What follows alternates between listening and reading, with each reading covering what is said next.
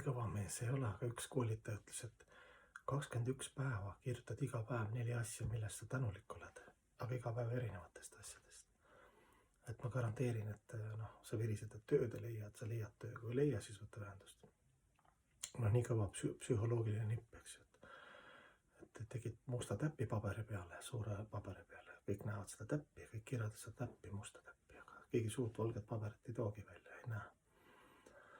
Nii on need mustade täppidega meie elus ka, kus tekib meil ebakindlus, alateadlik selline käega löömine, mitte üritamine, et meile selle suure valge lehega, suure armastusenergiaga, mis on nagu nii igavene kogu aeg olemas kohal, et me ei ole nii heas kontaktis, kuna me neid väikseid musti täppe on hästi palju.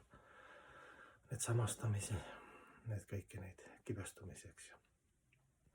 Ja niimoodi me piirame ennast, oleme keskendunud oma teaduse, siis analüüsime, nagu kärbes lendab üle sõnniku, siis ta maandub sõnniku peale, analüüsib.